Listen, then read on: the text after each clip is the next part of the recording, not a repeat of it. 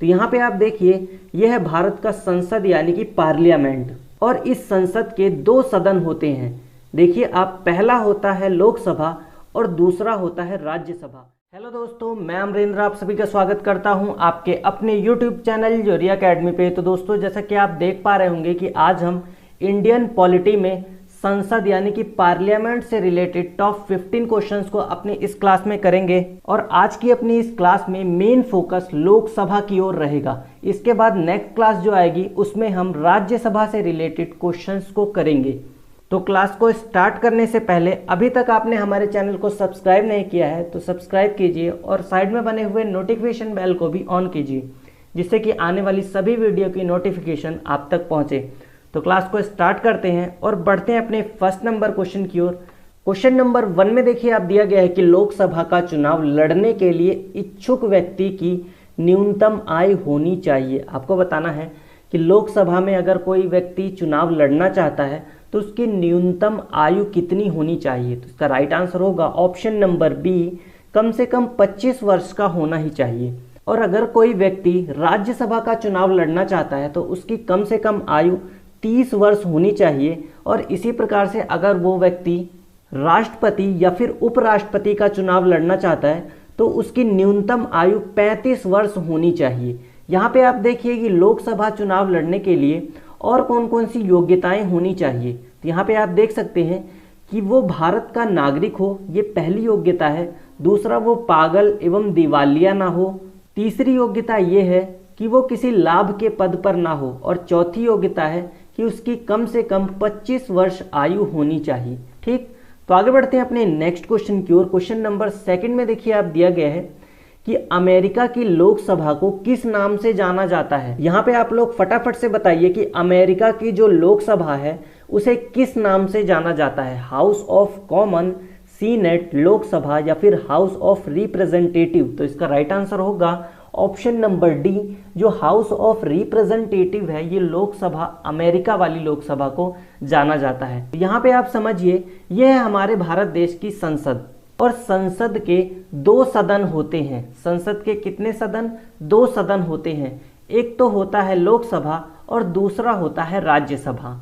अब देखिए आपकी अमेरिका में जो लोकसभा है इसे हाउस ऑफ रिप्रेजेंटेटिव कहा जाता है, और ब्रिटेन में इसी लोकसभा को हाउस ऑफ कॉमन्स के नाम से जाना जाता है। यहाँ पे आप अच्छे से देखिए कि जो भारत में लोकसभा है इसे अमेरिका में तो हाउस ऑफ रिप्रेजेंटेटिव और ब्रिटेन में हाउस ऑफ कॉमन्स के नाम से जाना जाता है। और राज्यसभा को देखिए आपकी अमेरिका में सीनेट के नाम से जाना जाता है, और ब्रिटेन में इसी राज्यसभा को हाउस ऑफ लॉर्ड्स के नाम से जाना जाता है। ठीक, तो आगे बढ़ते हैं अपने थर्ड नंबर क्वेश्चन की ओर। क्वेश्चन नंबर 3 में देखिए आप दिया गया है कि लोकसभा की अधिकतम सदस्य संख्या कितनी है। तो लोकसभा की जो अधिकतम सदस्य संख्या वर्तमान में है वो है 550। ऑप्शन नंबर ए इसका करेक्ट आंसर हो जाएगा।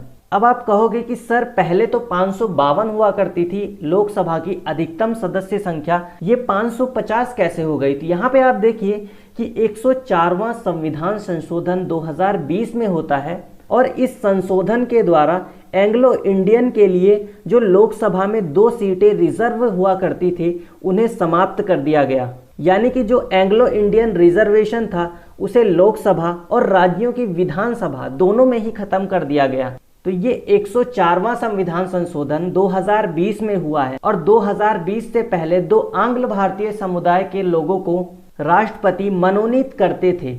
लेकिन अब यह प्रक्रिया समाप्त हो जाने के कारण जो लोकसभा की अधिकतम संख्या है वो 550 हो जाती है। ठीक, तो आशा करता हूं आप ये अच्छे से समझ गए होंगे। यहाँ पे आप देखिए कि लोकसभा की अधिकतम संख्या 550 है, जिसमें से भारत के 28 राज्यों की लोकसभा में 524 सीटें हैं। और वहीं केंद्र शासित प्रदेश की बात की जाए तो वर्तमान में 8 केंद्र शासित प्रदेश हैं, और केंद्र शासित प्रदेश की लोकसभा में अधिकतम 26 सीटें हैं। ठीक, तो आशा करता हूं आप अच्छे से समझ गए होंगे। तो बढ़ते हैं अपने नेक्स्ट क्वेश्चन की ओर। क्वेश्चन नंबर 4 में दिया गया है कि वर्तमान में लोकसभा सदस्य की प्रभावी संख्या कितनी है। लोकसभा की अधिकतम सदस्य संख्या है 550, लेकिन लोकसभा में जो प्रभावी सदस्य हैं उनकी अगर संख्या पूछ ली जाए तो आपका राइट आंसर होगा ऑप्शन नंबर डी 543। पहले की अगर बात की जाए कि 2020 से पहले प्रभावी सदस्य संख्या कितनी थी, तो ये थी 545। कितनी थी? 545। तो 2 लोग कहाँ गए? तो 2 लोग को मैंने अभी बताया आपको पिछले वाले क्वेश्चन में कि 2 आंग्ल भारतीय जो कि मनोनीत किए जाते थे राष्ट्रपति द्वारा, उनको 104वां संविधान संशोधन के तहत हटा दिया गया है। तो वर्तमान में लोकसभा में जो प्रभावी सदस्य हैं वो है 543। अब आप पूछेंगे कि सर अधिकतम संख्या लोकसभा की 550 और प्रभाव में है केवल 543, तो इसका मतलब क्या हुआ? 7 लोग कहाँ गए? तो अब आप यहाँ पे समझिए कि वर्तमान में जो लोकसभा की 7 सीटें प्रभाव में नहीं हैं वो जम्मू कश्मीर के, यहाँ पे आप देखिए कि जम्मू कश्मीर के पीओके वाले एरिया से आती हैं। पीओके वाले एरिया से वे 7 सीटें आती हैं, और जब हम पाकिस्तान से पीओके वाला एरिया छीन कर लाएंगे तब इन 7 सीटों को हम अपनी लोकसभा सदस्य सीटों में ऐड कर देंगे, तब ये 543 से होकर के 550 हो जाएंगी। ठीक, तो आशा करता हूं आप ये अच्छे से समझ गए होंगे।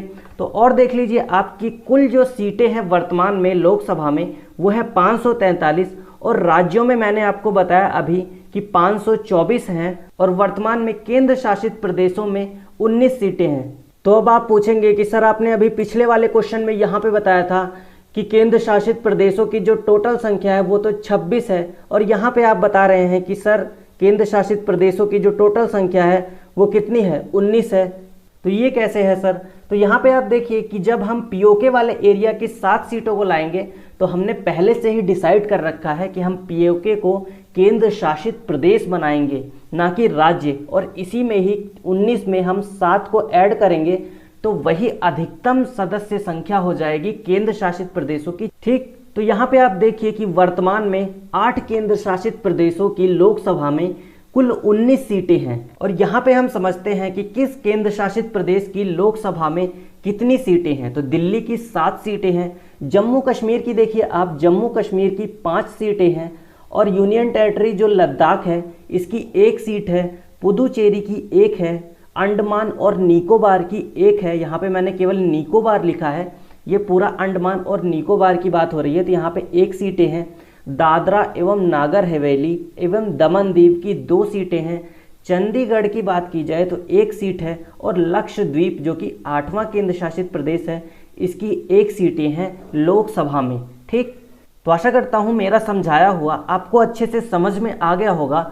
तो बढ़ते हैं अपने नेक्स्ट क्वेश्चन की ओर। क्वेश्चन नंबर 5 में देखिए आप दिया गया है कि वर्तमान में लोकसभा के कितने सदस्यों को राज्य की जनता सीधे निर्वाचित करती है? तो राज्य की जनता जो है वो 524 सांसदों को निर्वाचित करती है। ऑप्शन नंबर डी इसका करेक्ट आंसर हो जाएगा। राज्यों की बात हो रही है और लोकसभा सीटें हैं 524। आप बोलेंगे कि सर पहले तो 530 हुआ करती थी, हमने पढ़ा था, लेकिन अब ये 524 कैसे हो गई? तो यहाँ पे आप देखिए कि लोकसभा की अधिकतम जो संख्या है वो है वर्तमान में 550। पहले 552 हुआ करती थी, आंग्ल भारतीय को हटा दिया गया तो अब है 550, और राज्यों में पहले हुआ करती थी 530। और केंद्र शासित प्रदेश की बात की जाए तो पहले केंद्र शासित प्रदेशों में हुआ करती थी 20 सीटें लोकसभा की। अब देखिए क्या होता है कि 31 अक्टूबर 2019 को जम्मू कश्मीर राज्य में 2 केंद्र शासित प्रदेश बना दिए जाते हैं, एक तो जम्मू और दूसरा हो जाता है लद्दाख। यहाँ पे आप देख सकते हैं जो स्काई ब्लू कलर में है वो है पूरा लद्दाख, और येलो कलर वाला है जम्मू। 2 केंद्र शासित प्रदेश बन जाने की वजह से जो राज्य पहले हुआ करते थे 29, अब हो जाते हैं 28 राज्य। अब जब ये 2 केंद्र शासित प्रदेश बन गए तो लोकसभा के राज्य वाले कॉलम में जो जम्मू कश्मीर की 6 सीटें रिजर्व थी, कहाँ से? तो जम्मू कश्मीर से 6 सीटें जो राज्य वाले कॉलम में रिजर्व थी, इन्हें अब केंद्र शासित प्रदेश में ऐड कर दिया जाता है। जब केंद्र शासित प्रदेश में 6 सीटें ऐड कर दी जाएंगी जम्मू कश्मीर की, अब ये 20 से हो जाएगा 26 सीटें, और जो यहाँ पे राज्य हैं इनमें 530 जो सीटें हुआ करती थी यहाँ से 6 घट जाएंगी और ये हो जाएगा 524। ठीक, तो आशा करता हूँ आप अच्छे से समझ गए होंगे। तो बढ़ते हैं अपने नेक्स्ट क्वेश्चन की ओर। क्वेश्चन नंबर 6 में देखिए आप दिया गया है कि वर्तमान में संघ शासित क्षेत्र की जनता लोकसभा में कितने प्रतिनिधियों को निर्वाचित कर भेजती है। आपको बताना है कि वर्तमान में संघ शासित क्षेत्र यानी कि केंद्र शासित प्रदेशों की लोकसभा में कितनी सीटें हैं। तो इसका राइट आंसर होगा ऑप्शन नंबर सी, वर्तमान में जो प्रभावी सीटें हैं वो हैं 19, लेकिन अधिकतम की बात की जाए तो हो जाएंगी 26, क्योंकि पीओके वाले एरिया से हमें कितनी सीटें लानी है, हमें 7 सीटें लेकर के आनी है। तो आगे बढ़ते हैं अपने नेक्स्ट क्वेश्चन की ओर। क्वेश्चन नंबर 7 में देखिए आप दिया गया है कि संसद के कितने अंग होते हैं। तो यहाँ पे आप देखिए कि अगर संसद के अंगों की बात की जाए तो संसद के अंग होते हैं 3, और अगर संसद के सदन की बात की जाए तो संसद के 2 सदन होते हैं। तो सबसे पहले हम संसद के अंगों की बात करते हैं। तो यहाँ पे आप देखिए यह है भारत का संसद यानी कि पार्लियामेंट, और इस संसद के 2 सदन होते हैं।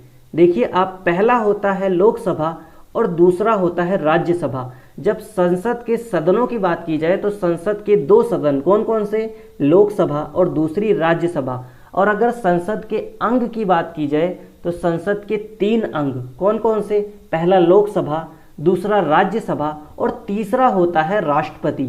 यहाँ पे आप देखिए कि मैंने लेडीज राष्ट्रपति इसलिए लगाया है कि वर्तमान में जो हमारी महामहिम है वो भी लेडीज हैं, ठीक। और उनका नाम आप लोग कमेंट बॉक्स में बताइएगा कि वर्तमान में हमारे राष्ट्रपति कौन है। तो आगे बढ़ते हैं अपने नेक्स्ट क्वेश्चन की ओर। क्वेश्चन नंबर 8 में देखिए आप दिया गया है कि लोकसभा में राज्यों को किस आधार पर सीटें आवंटित होती हैं। तो लोकसभा में जो राज्यों को सीटें आवंटित होती हैं वो जनसंख्या के आधार पर, ऑप्शन नंबर सी इसका करेक्ट आंसर हो जाएगा। यहाँ पे एक बार आप इंडिया के मैप में देखिए कि सबसे अधिक जो जनसंख्या है वो है उत्तर प्रदेश राज्य में। उत्तर प्रदेश राज्य की सर्वाधिक जनसंख्या होने के कारण ही लोकसभा में सबसे अधिक सीटें उत्तर प्रदेश की हैं। देखिए आपकी लोकसभा में 80 सीटें हैं उत्तर प्रदेश राज्य से। इसी प्रकार से जनसंख्या के मामले में अगर बात की जाए तो दूसरे नंबर पे आता है महाराष्ट्र राज्य। यहाँ पर भी जनसंख्या बहुत ज़्यादा है और इसी कारण से दूसरी सबसे ज़्यादा लोकसभा सीट रखने वाला राज्य महाराष्ट्र है। तो यहाँ पे आप देख सकते हैं कि महाराष्ट्र की लोकसभा सीट है 48। तो जितनी ज़्यादा जनसंख्या उतनी ज़्यादा लोकसभा सीटें। और देख लीजिए आप, जैसे सिक्किम हो गया, मिजोरम और नागालैंड, इन सभी राज्यों में बहुत ही कम जनसंख्या देखने को मिलती है। इस वजह से इन राज्यों में लोकसभा सीटें केवल एक ही हैं, ठीक। तो आशा करता हूं आप अच्छे से समझ गए होंगे। तो बढ़ते हैं अपने नेक्स्ट क्वेश्चन की ओर। क्वेश्चन नंबर 9 में देखिए आप दिया गया है कि उत्तर प्रदेश के बाद सबसे अधिक संसदीय क्षेत्र किस राज्य में है। तो इसका राइट आंसर होगा ऑप्शन नंबर ए, महाराष्ट्र राज्य 2nd नंबर पे आता है लोकसभा सीटों में। इसमें कितनी सीटें हैं, तो इसकी हैं लोकसभा 48 सीटें। उत्तर प्रदेश की हमने देखी अभी 80 सीटें हैं लोकसभा में। तो जितनी ज़्यादा जनसंख्या उतनी ज़्यादा लोकसभा सीटें, ठीक। तो आगे बढ़ते हैं अपने नेक्स्ट क्वेश्चन की ओर। क्वेश्चन नंबर 10 में देखिए आप दिया गया है कि प्रथम आम चुनाव के बाद भारत में लोकसभा अध्यक्ष किसे बनाया गया। तो इसका राइट आंसर होगा ऑप्शन नंबर डी, जीवी मावलंकर। इनका पूरा नाम था गणेश वासुदेव मावलंकर। ये भारत के पहले लोकसभा अध्यक्ष थे, ठीक। तो आगे बढ़ते हैं अपने नेक्स्ट क्वेश्चन की ओर। क्वेश्चन नंबर 11 में देखिए आप दिया गया है कि भारत के प्रथम लोकसभा उपाध्यक्ष कौन थे।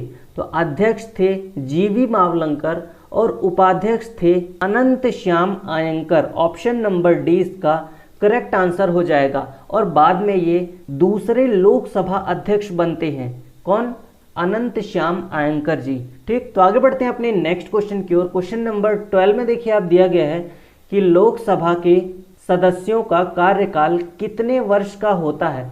तो लोकसभा के जो सदस्य होते हैं उनका कार्यकाल 5 वर्ष का होता है। ऑप्शन नंबर डी इसका करेक्ट आंसर हो जाएगा। तो बढ़ते हैं अपने नेक्स्ट क्वेश्चन की ओर। और यहाँ पे आप देख लीजिए ऑप्शन नंबर सी में 6 वर्ष।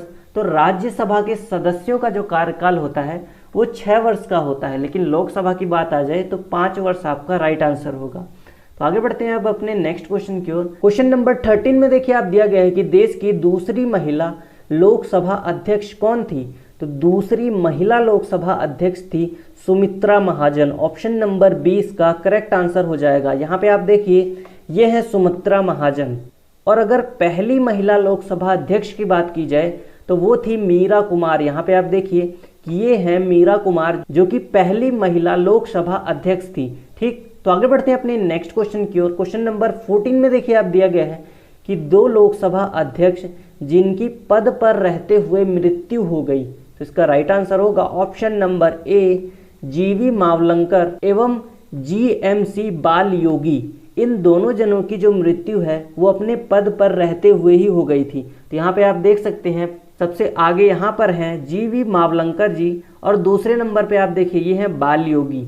ठीक, तो आगे बढ़ते हैं अपने नेक्स्ट क्वेश्चन की ओर। क्वेश्चन नंबर 15 में देखिए आप दिया गया है कि जब संविधान सभा संविधान के निर्माण के लिए कार्य कर रही थी तब अध्यक्षता कौन करते थे। जो हमारी संविधान सभा थी ये 2 रूप में कार्य किया करती थी। एक तो संविधान का निर्माण कर रही थी और उसी दौरान ही ये संसद के रूप में भी कार्य किया करती थी। तो जब ये संसद के रूप में कार्य करती थी तो उसकी अध्यक्षता जीवी मावलंकर जी किया करते थे।